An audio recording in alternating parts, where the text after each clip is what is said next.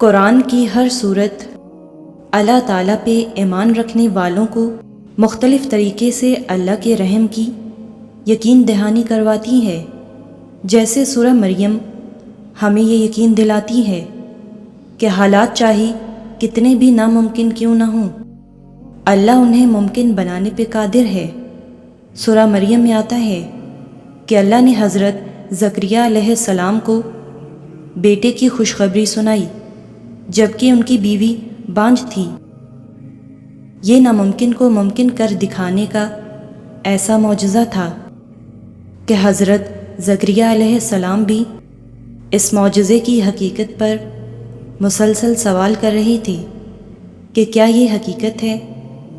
یہ ایسا ہی ہے جیسے ہم کوئی بہت حیرت انگیز چیز دیکھتے ہیں جس کا ممکن ہونا ہماری نظر میں ناممکن ہوتا ہے، مگر جب اللہ تعالیٰ اسے ممکن کر دکھاتا ہے تو ہماری آنکھوں کو یقین نہیں آتا اور ہم حیرانگی سے پوچھتے ہیں کہ کیا جو میری آنکھیں دیکھ رہی ہیں وہ حقیقت ہے؟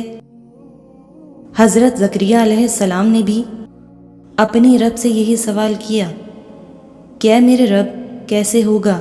میرے ہاں ایک لڑکا، میری بیوی بانجھ ہے اور میں بڑھاپے کی انتہا کو پہنچ چکا ہوں۔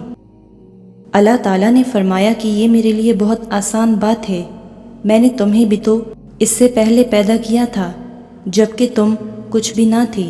قرآن میں اللہ تعالیٰ فرماتا ہے کہ تیرے رب نے فرمایا ہے کہ یہ میرے لیے آسان بات ہے۔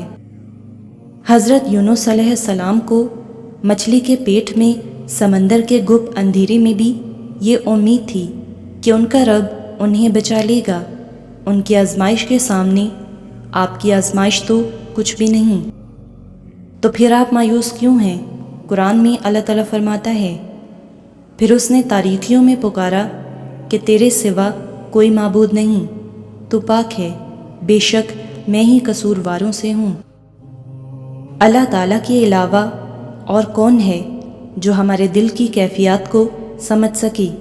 لوگ تو آتے ہیں، اپنا مقصد پورا کرتے ہیں اور ہمیں توڑ جاتے ہیں، بس اللہ ہی ہے جو ہمیں سمجھتا ہے، جسے ہم سے کسی چیز کی غرض نہیں ہے، جو ہمارے لیے ہماری بھلائی چاہتا ہے اور ہمارے لیے ہمیں سنبھالتا ہے۔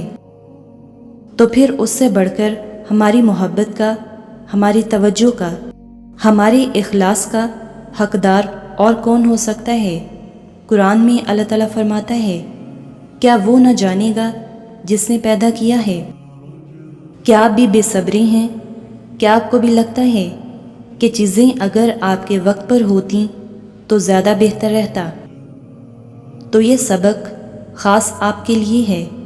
بے صبرہ ہونا اکثر اوقات انسان کو آپے سے باہر کر دیتا ہے، یوں وہ بہت کچھ ایسا کر جاتا ہے اور بہت کچھ ایسا بول جاتا ہے جس پر اسے بعد میں پچھتانا پڑتا ہے۔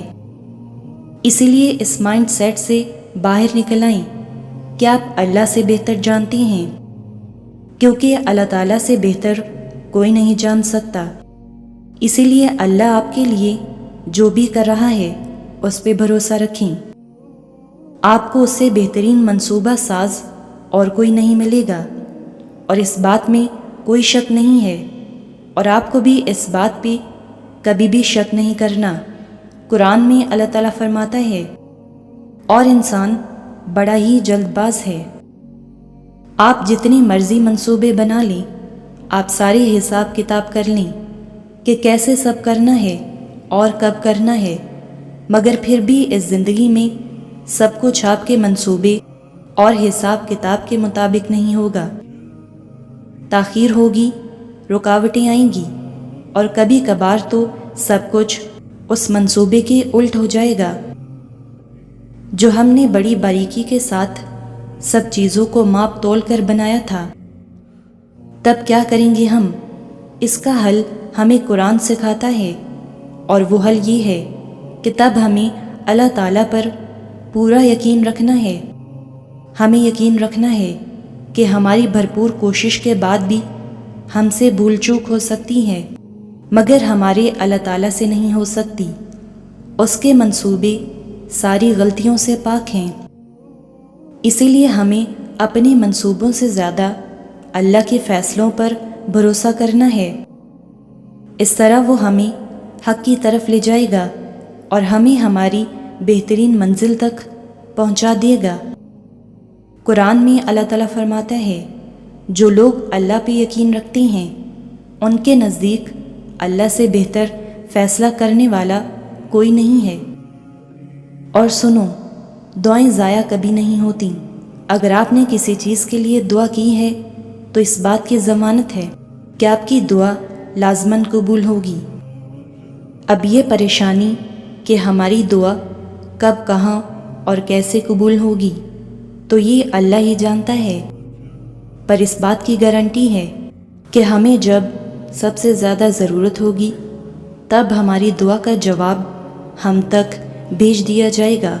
قرآن میں اللہ تعالیٰ فرماتا ہے، اور تمہارے رب کا ارشاد ہے کہ مجھے پکارو، میں تمہاری دعائیں قبول کروں گا۔